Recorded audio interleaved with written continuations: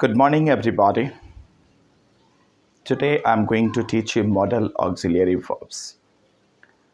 आज मैं आपको मॉडल वर्ब्स पढ़ाने जा रहा हूँ.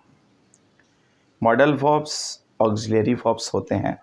मॉडल वर्ब्स सहायक क्रियाएं होती हैं. इनकी संख्या 13 है, जिनको हम दो भागों में बांट करके पढ़ेंगे. एक को तो सिर्फ हम मॉडल्स कहते हैं और दूसरे को सेमी मॉडल्स. तो जैसा कि हमने बताया इनकी संख्या 13 है, तो 11 जो है वो मॉडल्स हैं और 2 सेमी मॉडल्स हैं. 2 सेमी मॉडल्स में कौन कौन आएंगे? डेयर और नीड. तो आइए हम लोग सारे मॉडल वर्ब्स को एक एक करके पढ़ते हैं, समझते हैं.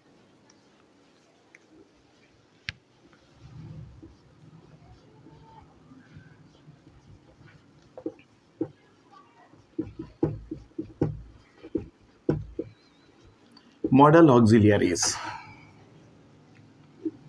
इसको हम लोग दो भागों में बांट करके पढ़ेंगे. एक को तो हम सिर्फ मॉडल्स कहेंगे और दूसरे को हम सेमी मॉडल्स कहेंगे.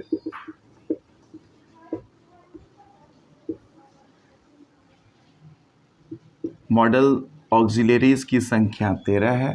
इसको हम लोग दो भागों में बांट करके पढ़ेंगे, 11 और 2, सब मिलाकर 13. तो जो 11 मॉडल वर्ब्स हैं, 11 मॉडल ऑक्सिलरीज हैं, उनमें कौन कौन से आएंगे ये ज़रा जानिए. शैल, विल. शैल का ही पास्ट अब क्या कहते हैं? शुड. विल का पास्ट वुड. Can, could. फिर क्या होगा? मे, माइट, मस्ट.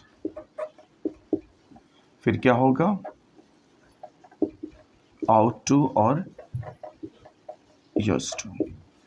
ये सब मिलाकर 11 हो गए. एक बार फिर से याद रखने की कोशिश करो. मॉडल ऑक्सिलरीज 13 हैं, इनको हमने दो भागों में बांटा है, 11 और 2 में. तो 11 जो मॉडल्स हैं उसमें कौन कौन है? शैल, विल. शैल का ही पास्ट याद रखिएगा, क्या होगा? शुड. विल का पास्ट वुड, कैन, कुड. और एम वाला जो तीनों है एक साथ याद रखिएगा, मे, माइट, मस्ट. फिर है आउट टू और यूज्ड. ये सब मिलाकर 11 हो गया. अब जो 2 सेमी मॉडल्स हैं, इसमें कौन कौन आएंगे? डेयर और दूसरा क्या आएगा? नीड आएगा. ठीक है, अभी इसको नोट कीजिए जल्दी से. तो ठीक है, आपने इसको नोट कर लिया होगा. अब आइए सारे मॉडल वर्ब्स को हम लोग एक एक करके समझते हैं. शैल और विल का यूज तो आप पहले से जानते ही होंगे. इनका प्रयोग हम किस लिए करते हैं? फ्यूचर के एक्शंस को बताने के लिए करेंगे, को बताने के लिए.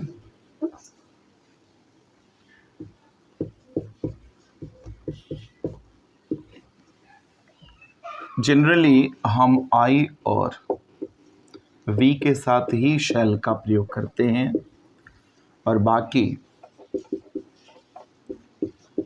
सभी सब्जेक्ट्स के साथ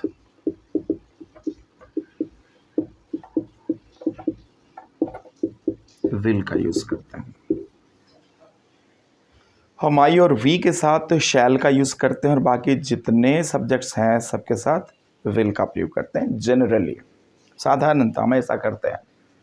जैसे अगर मैं कहूँ आई शैल गो देयर, इसका मतलब क्या हुआ? मैं वहाँ जाऊँगा. वी शैल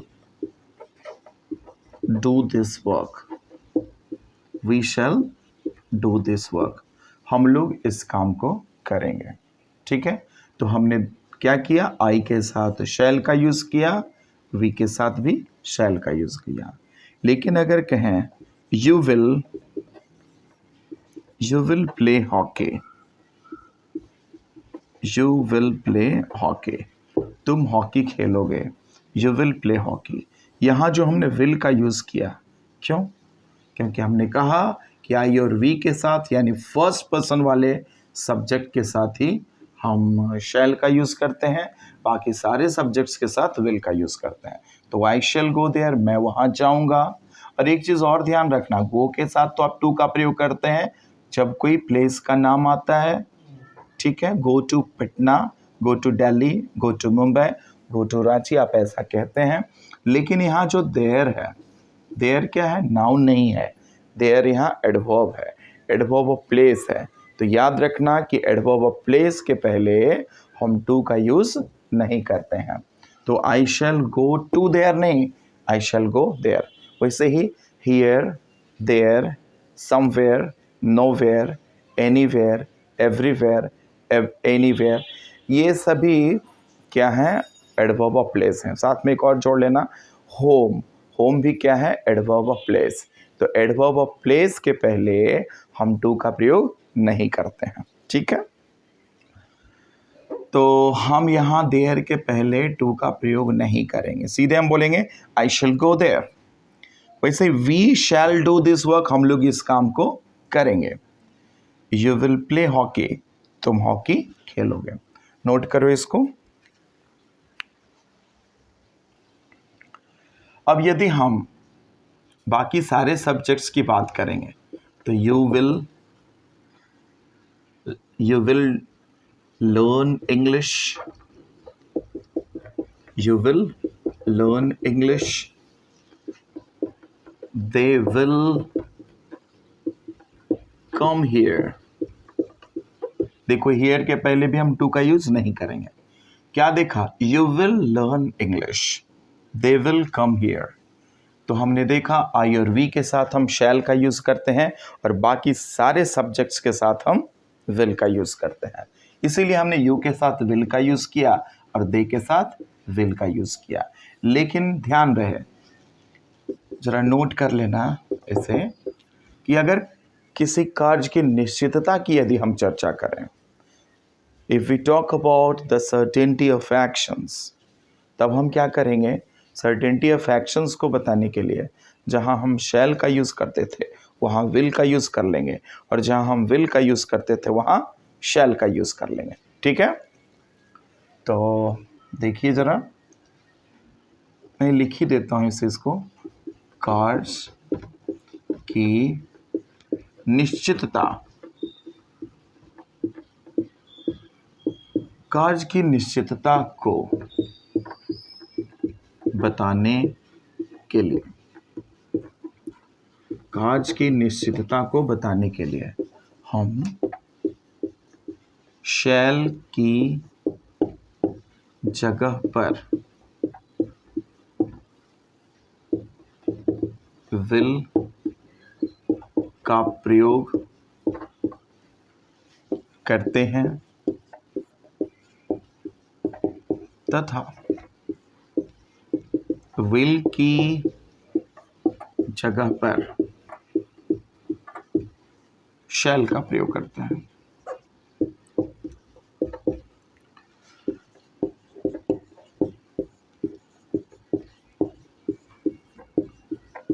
है ना? विल की जगह पर हम किसका प्रयोग करते हैं? शैल का। जहां हम शैल लगाते थे वहां हम विल लगाएंगे, और जहां हम विल लगाते थे वहां शैल लगाएंगे। देखिए, अगर मैं कहूं मैं अवश्य अंग्रेजी सीखूंगा, मैं अवश्य अंग्रेजी सीखूंगा, तो हम पहले आई के साथ तो शैल का यूज करते थे, लेकिन हमने क्या लिख दिया? अवश्य। इसका मतलब है कि कार्य की निश्चितता का बोध करा रहे हैं। मैं अवश्य अंग्रेजी सीखूंगा, डिटर्मिनेशन का बोध करा रहा है, तो हम शैल की जगह पर विल का यूज करेंगे। I will learn English. I will learn English. हम लोग वहां अवश्य जाएंगे। हम लोग वहां अवश्य जाएंगे। देखो जी, आप पहले वी के साथ शैल का यूज करते थे, अब आप किसका यूज करेंगे? विल का।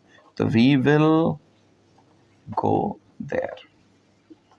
We will go there. ठीक है। अगर कोई और सब्जेक्ट ले लें, यू, तुम अवश्य हॉकी खेलोगे या तुम अवश्य अंग्रेजी सीखोगे, कोई भी सेंटेंस ले लोगे। तुम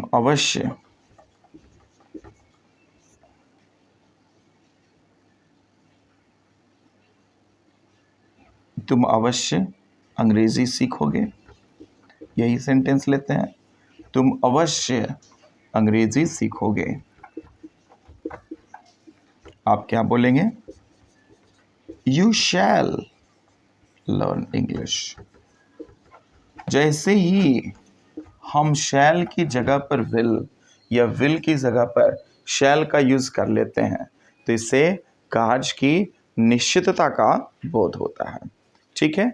आइए अब हम लोग सीखते हैं शुड का प्रयोग। शैल और विल तो आपने सीख लिया है, आप पहले से भी जानते थे, लेकिन अब हम लोग शुड को अलग अलग टाइप्स में देखेंगे और समझने की कोशिश करेंगे। जरा देखिएगा।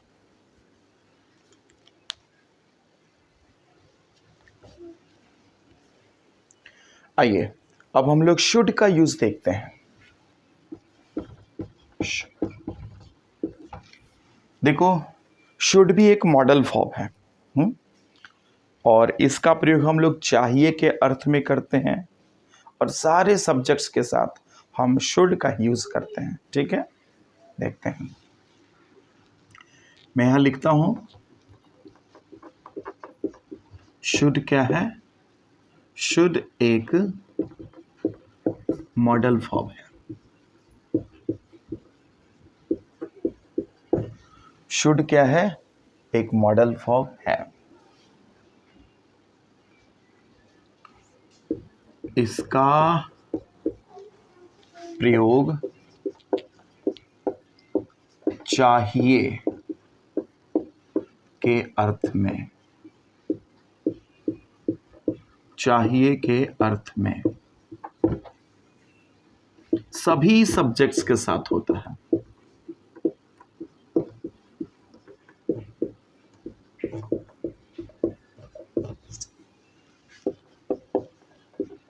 चाहे वो कोई भी सब्जेक्ट हो। इस शुड को हम लोग अलग अलग टाइप्स में देखेंगे। आइए हम लोग फर्स्ट टाइप देखते हैं। सबसे पहला टाइप, देखो करना क्या है, किसी भी सेंटेंस को बनाने के लिए हम सबसे पहले एक सब्जेक्ट लिखते हैं। सब्जेक्ट में हम क्या जोड़ देंगे? शुड। शुड क्या है? एक मॉडल वर्ब है। जितने मॉडल वर्ब्स होते हैं सब अपने साथ क्या लेते हैं? V1 लेते हैं। तो सब्जेक्ट के बाद शुड आ गया, शुड के बाद वर्ब का फर्स्ट फॉर्म आएगा, उसके बाद क्या आएगा? ऑब्जेक्ट। तो अगर मैं एक सेंटेंस लिखूं, तुम्हें क्रिकेट खेलना चाहिए। तुम्हें क्रिकेट खेलना चाहिए। तो सबसे पहले हमें सब्जेक्ट लाना है, तो सब्जेक्ट के रूप में क्या आ गया? You should. शुड आ गया।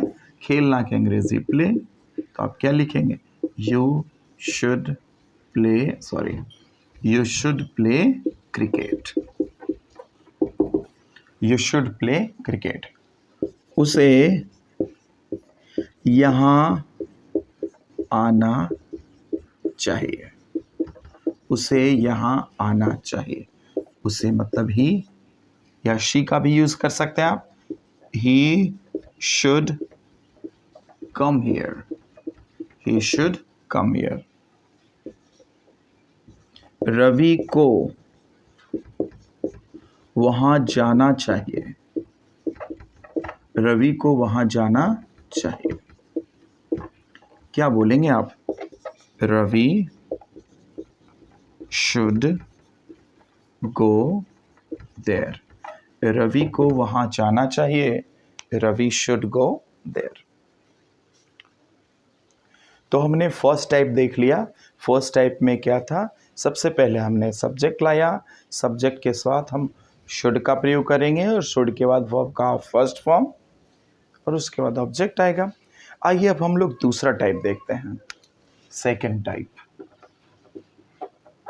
टाइप सेकंड करना क्या है, पहले मैं हिंदी में एक सेंटेंस लिख लूंगा और उसके आधार पे मैं आप ही से स्ट्रक्चर बनवाऊंगा। देखिए, तुम्हें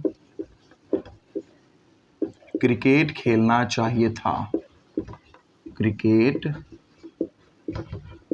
खेलना चाहिए था, तुम्हें क्रिकेट खेलना चाहिए था, उसे वहां जाना चाहिए था।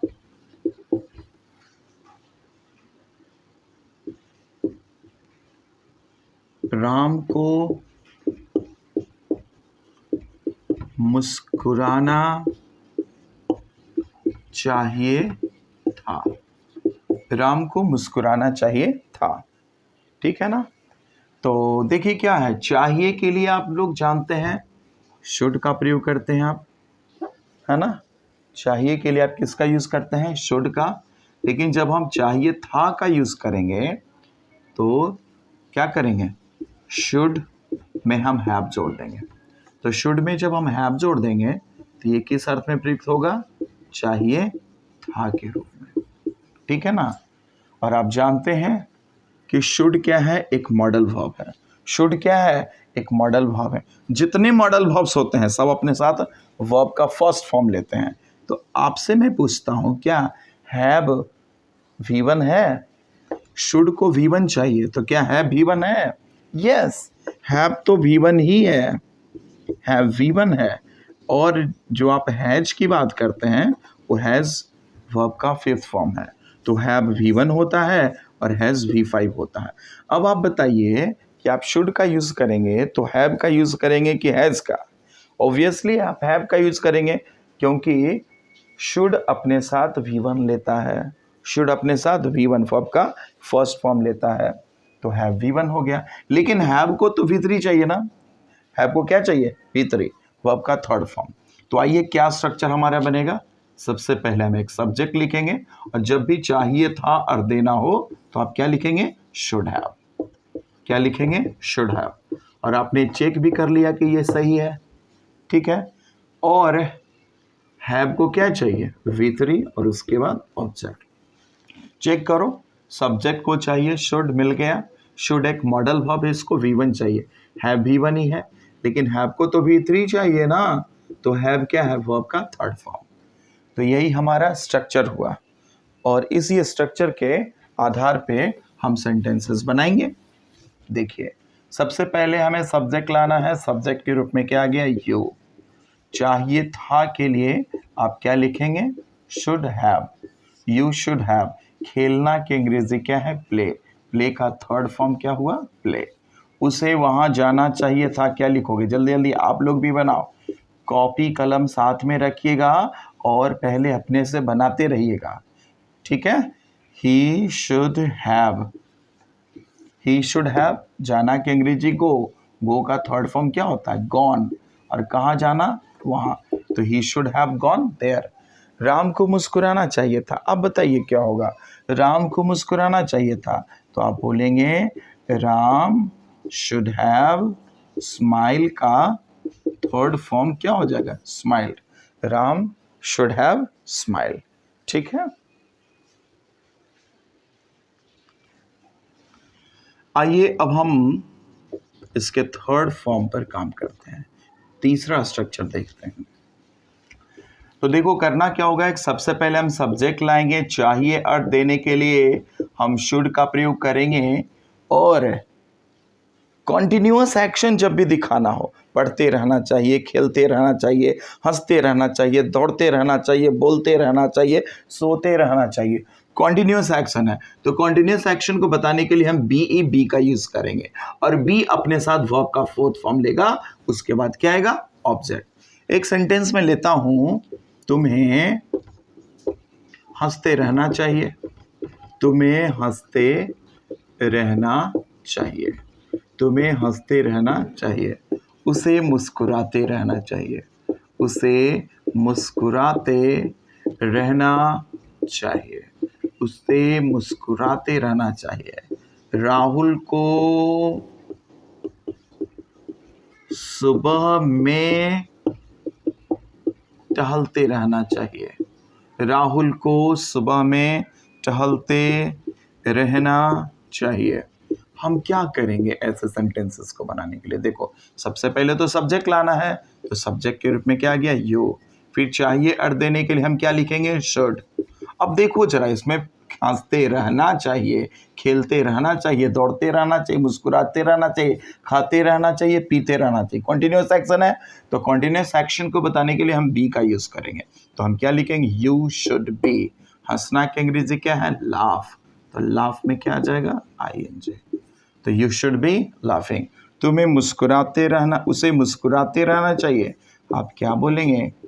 ही should B smiling, he should B smiling. Rahul को टहलते रहना चाहिए, क्या हो जाएगा? Rahul should be, Rahul should be walking, Rahul should be walking. और कब कब टहलते रहना चाहिए? तो सुबह में। तो हम क्या लिखेंगे? Rahul should be walking in the morning, Rahul should be walking in the morning. तो ये हमारा तीसरा टाइप था जो हमने देख लिया है। आइए अब हम लोग बात करते हैं इसके फोर्थ टाइप की ओर। फोर्थ टाइप को जरा देखो, इसमें क्या आएगा?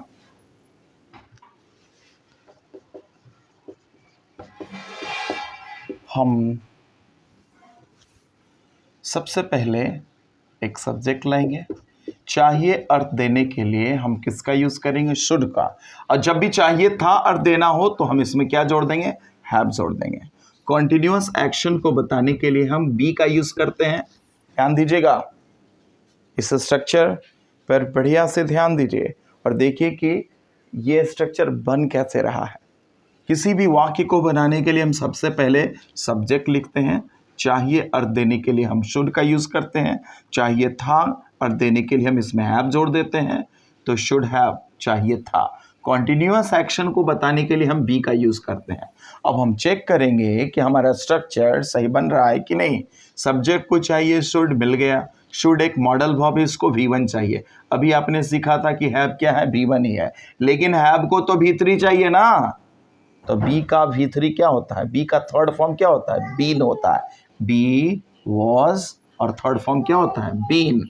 तो subject plus should have plus been, और फिर से हम वर्ब का फोर्थ फॉर्म लाएंगे। उसके बाद क्या आएगा? ऑब्जेक्ट। तुम्हें पढ़ते रहना चाहिए था, तुम्हें पढ़ते रहना चाहिए था। आप क्या करेंगे? सबसे पहले सब्जेक्ट आएगा यू, चाहिए था के लिए हम क्या जोड़ देंगे? Should have. और पढ़ना की अंग्रेजी क्या है? Read. Sorry, you should have, उसमें क्या जोड़ देंगे? बीन ना।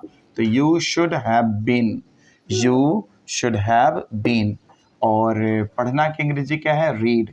तो हम रीड में क्या ले आएंगे? ING। You should be reading, you should be reading. उसे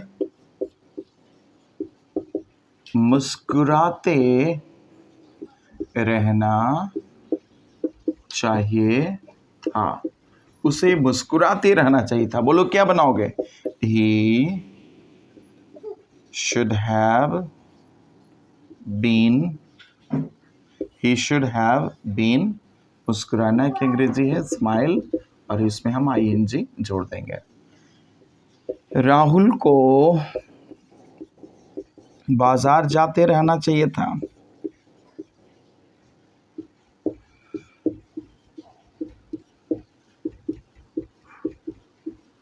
राहुल को बाजार जाते रहना चाहिए था। तो सब्जेक्ट के रूप में क्या आ जाएगा? राहुल। चाहिए था के लिए बोलो क्या लिखोगे? Should have. और कॉन्टिन्यूस एक्शन के लिए बी, लेकिन वर्ब का थर्ड फॉर्म लाना पड़ेगा, इसलिए हम बीन का यूज़ करेंगे। राहुल शुड हैव बीन, जाना कि अंग्रेजी गो, और इसमें आ जाएगा ING। कहाँ जाते रहना चाहिए, वहाँ, तो कहाँ, बाजार ना। Rahul should have been going to market. Rahul should have been going to market, देखो बाजार है, Rahul should have been going to market. तो ठीक है, इस प्रकार से हमने 4 टाइप्स को देख लिया है। आइए अब हम लोग 5वां टाइप देखेंगे। आइए अब हम इसके 5वें टाइप पर काम करते हैं। टाइप 5वां टाइप, देखो क्या करोगे, सबसे पहले हम सब्जेक्ट लिखेंगे, चाहिए अर्थ देने के लिए हम शुड का यूज करेंगे, और हम क्या करेंगे, होना का मतलब, एक चीज और ध्यान रखना, होना का मतलब यदि बनना हो, होना का मतलब यदि बनना हो तो हम बी का यूज करेंगे, सुनना है ना, होना का मतलब यदि बनना हो तो हम किसका यूज करेंगे, बी का यूज करेंगे। सबसे पहले हम सब्जेक्ट लिखेंगे, चाहिए अर्थ देने के लिए हम शुड लिखेंगे, और होना का मतलब बनना है इसलिए बी का यूज करेंगे, और उसके बाद हम ले आएंगे नाउन। नाउन अगर सिंगुलर होगा, सिंगुलर काउंटेबल नाउन होगा, तो हम उसके पहले ए या एन का भी यूज करेंगे। अगर वो प्लूरल होगा तो इसके पहले हम ए एन का यूज नहीं करेंगे। सबसे पहले आएगा सब्जेक्ट, चाहिए अर्थ देने के लिए शुड, और होना का मतलब बनना होगा तो हम बी का यूज करेंगे। उसके बाद नाउन आएगा, नाउन सिंगुलर काउंटेबल नाउन है तो इसके पहले ए एन आएगा, प्लूरल रहेगा तो इसके पहले ए एन का यूज नहीं करेंगे। तो देखो जरा, हम लोग कुछ सेंटेंसेस देखते हैं।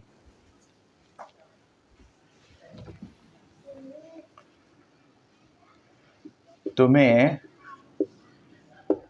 एक डॉक्टर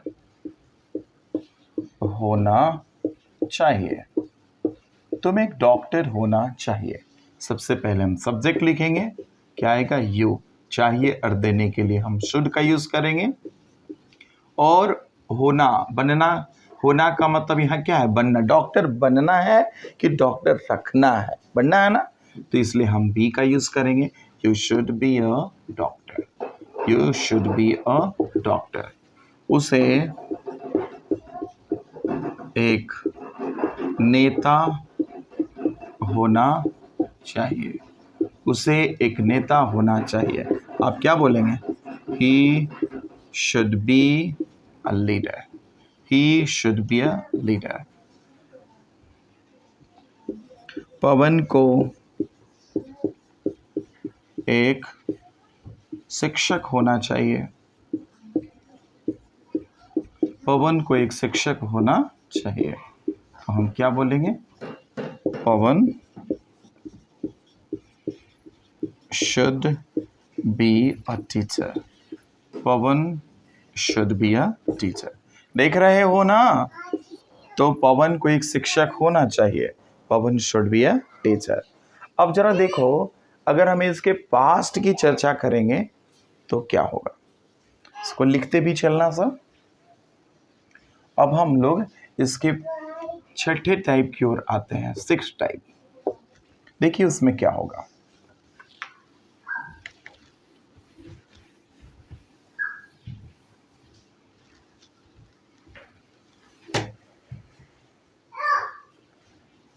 अभी अभी हमने सीखा था कि चाहिए अर्थ देने के लिए हम शुड का यूज करेंगे, और चाहिए था अर्थ देने के लिए हम किसका यूज करेंगे, शुड हैव का प्रयोग करेंगे। शुड एक मॉडल वर्ब है, इसको V1 चाहिए। देखो तो शुड के बाद हैव आया, भी V1 ही है, लेकिन हैव को तो V3 चाहिए, ये तो आपने सीखा है। लेकिन अभी आपने एक और चीज सीखा है कि होना का मतलब यदि बनना हो तो हम बी का यूज करते हैं। तो आइए, सबसे पहले हमें एक सब्जेक्ट लाना है, चाहिए था, चाहिए वाला तो अभी सीख लिया था आपने, चाहिए था अर्थ देना हो तो हम शुड हैव लिखेंगे, और यहाँ होना का मतलब बनना हो जाए, तो बनना हो जाए तो किसका प्रयोग करते हैं, हम बी का यूज करते हैं। सब्जेक्ट को चाहिए शुड, मिल गया, शुड एक मॉडल वर्ब है, इसको V1 चाहिए, हैव तो V1 ही है ना, लेकिन हैव को तो V3 चाहिए ना, तो बी का वर्ब बी का भीतरी क्या होता है, बीन होता है। उसके बाद फिर से क्या आ जाएगा, नाउन आ जाएगा। नाउन सिंगुलर रहेगा तो ए या एन का यूज करेंगे काउंटेबल होने पर, प्लूरल होने पर हम ए या एन का यूज नहीं करेंगे। तो देखो जरा सेंटेंस,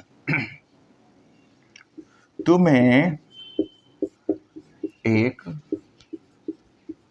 डॉक्टर होना चाहिए था।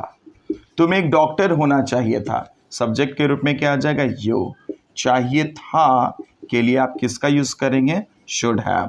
फिर आप होना चाहिए था के लिए तो लिख दिया शुड हैव, होना चाहिए था के लिए आपने लिख लिया शुड। होना का मतलब बनना हो तो हम बी का यूज करते हैं, लेकिन हैव को तो भीतरी चाहिए, देखो ना, तो बी का भीतरी क्या हो गया, बीन। तो you should have been a doctor, you should have been a doctor. उसे एक शिक्षक होना चाहिए था, उसे एक शिक्षक होना चाहिए था, उसे एक शिक्षक होना चाहिए था। तो हम सब्जेक्ट के रूप में क्या लिखेंगे, चाहिए था के लिए हम इसमें क्या जोड़ देंगे, have. He should have been a teacher, he should have been a teacher, he should have been a teacher. आइए अब हम लोग 7वें टाइप पर आते हैं।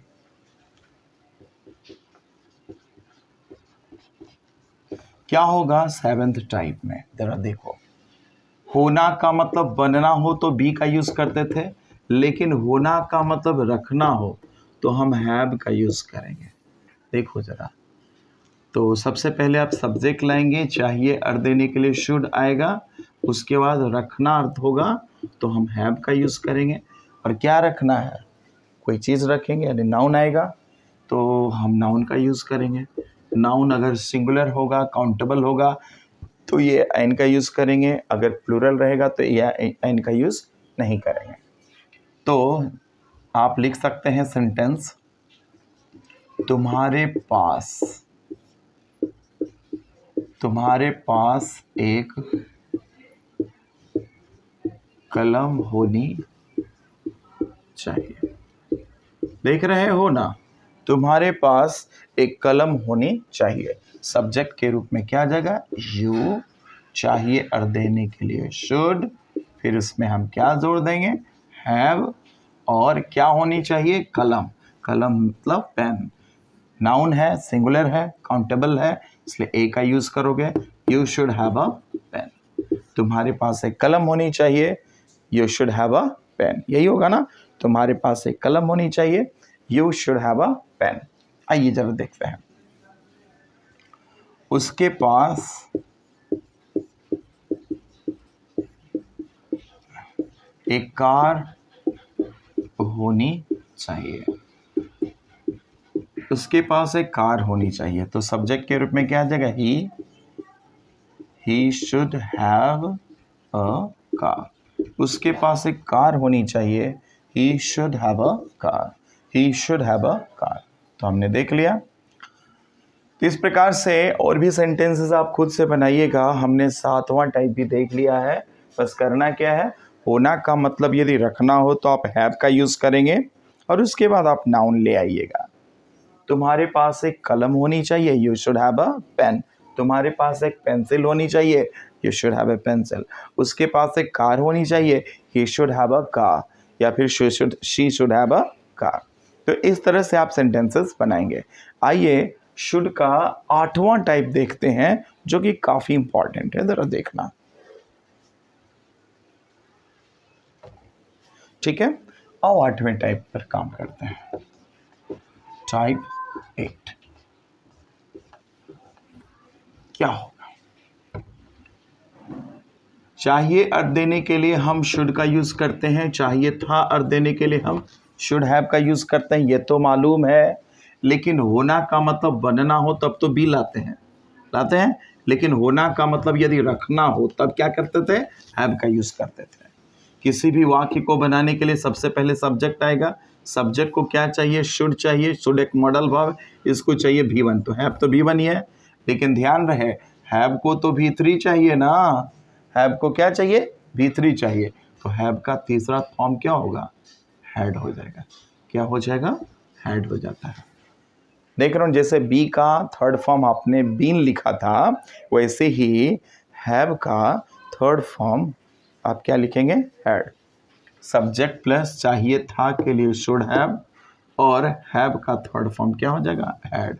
उसके बाद क्या आएगा, नाउन आएगा। नाउन अगर सिंगुलर होगा तो काउंटेबल होगा, तो फिर से वही एआईएन का यूज कीजिएगा। जैसे तुम्हारे पास एक कलम होनी चाहिए थी। तुम्हारे पास एक कलम होनी चाहिए थी, आप क्या लिखेंगे, you should have had a pen. You should have had a pen. अभी आपने देखा था you should have a pen, इसका मतलब तुम्हारे पास एक कलम होनी चाहिए, लेकिन अब मैं कह रहा हूं you should have had a pen, यानी तुम्हारे पास एक कलम होनी चाहिए थी। You should have had a pen. उसके पास एक कार होनी चाहिए थे। उसके पास एक कार होनी चाहिए थे, आप क्या बोलेंगे, he should have had a car. He should have had a car. He should have had a car. तो इस प्रकार से हमने शुड के 8 टाइप्स सीख लिए हैं। अब आपको क्या करना है कि इन्हीं स्ट्रक्चर्स के आधार पे बहुत सारे सेंटेंसेस बनाने हैं, लिखने का प्रयास करना है, और साथ ही साथ बोलने का भी प्रयास करना है। इससे आप अंग्रेजी की समझ भी ले आएंगे, और बोलने की प्रैक्टिस करेंगे तो आप बोलना भी सीख जाएंगे। ये कोई बड़ी बात नहीं है। I have already told you that speaking English is nothing but bogness. If one tries to speak, one can speak very easily. What exactly you are supposed to do is to learn proper, immaculate, and perfect English, and that's what is the need of the hour. So I'm quite sure you can make it happen. तो चलो, जितने sentences हमने बताए हैं उस पर आज practice कीजिए।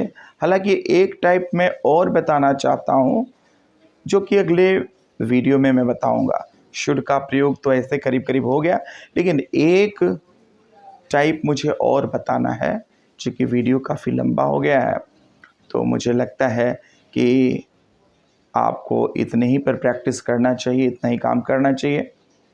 अगले क्लास में मैं लेस्ट का प्रयोग बताऊंगा, LEST, लेस्ट। लेस्ट का मतलब क्या है आप बताइएगा कमेंट करके, है ना। लेकिन मैं बता ही देता हूँ लेस्ट का प्रयोग किस अर्थ में करते हैं। ऐसा ना हो कि, किस अर्थ में करेंगे, ऐसा ना हो कि। देखिएगा अगले क्लास में कि इसका यूज़ हम कैसे करेंगे। Okay, thank you very much.